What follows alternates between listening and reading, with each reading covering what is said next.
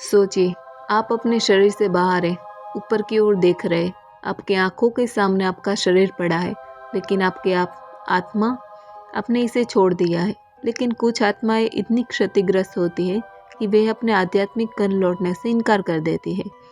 आज हम जानेंगे ये विस्थापित आत्माएं कौन होती है और पृथ्वी पर क्यों फंसी रहती है। 2 प्रकार की विस्थापित आत्माएं होती हैं। एक भूत जैसी आत्माएं मृत्यु के बाद लौटने से डरती है। अक्सर वे हमारे आसपास की शांति को बाधित कर देती है। उदाहरण के लिए, रात को एक कमरे में आप अकेले हैं, अचानक ठंडी हवा, हल्की फुसफुसाहट, ऐसा लगता है कोई आपको देख रहा है। यही है भूत की उपस्थिति। दूसरी, अपराधी या विकृत आत्माएं जीवन में बुरे कर्म करने के कारण ये पृथ्वी पर फंसी रहती है। उदाहरण के लिए, एक व्यक्ति जिसने अपने जीवन में अत्याचार किया, उसकी आत्मा अब अकेले अपने गुरु के साथ आत्मिक पुनर्शिक्षण में है। उसे यह अनुभव करना है कि दूसरों को चोट पहुंचाना कितना भारी परिणाम है। दूसरा भाग, भूत और उनका रहस्य। भूत अक्सर किसी विशेष जगह से जुड़े होते हैं। ये राक्षस नहीं, बल्कि अपरिपक्व और भ्रमित आत्माएं हैं।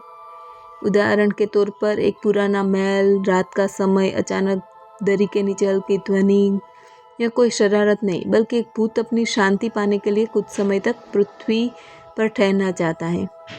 मार्गदर्शक इन आत्माओं को धीरे धीरे सही दिशा दिखाते हैं। अपराधी आत्माएं और पुनर्वास। अपराधी आत्माएं जीवन में दूसरों को चोट पहुंचाकर अपने सबक सीखते हैं। उदाहरण के लिए, एक आत्मा ने एक लड़की को बहुत बुरी तरह चोट पहुंचाई।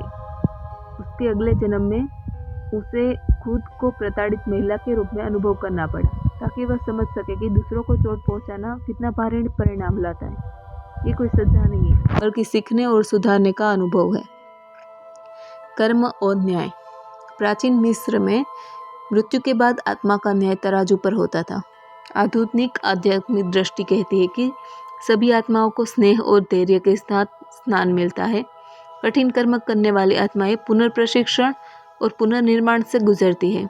उदाहरण के लिए, वह आत्मा जिसने किसी को चोट पहुंचाई, उसे पृथ्वी पर लौटने का अवसर मिला ताकि वह जल्दी अपने कर्म सुधार सके। यह कोई दंड नहीं है, बल्कि पुनर्वास है।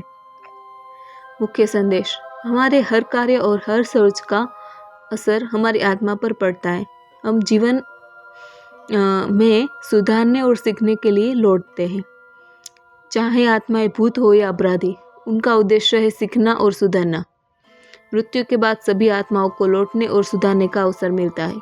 इसलिए ध्यान रखें, हर कर्म, हर सोच और हर भावना आपके और दूसरों के जीवन में शांति और संतुलन का मार्ग तय करती है।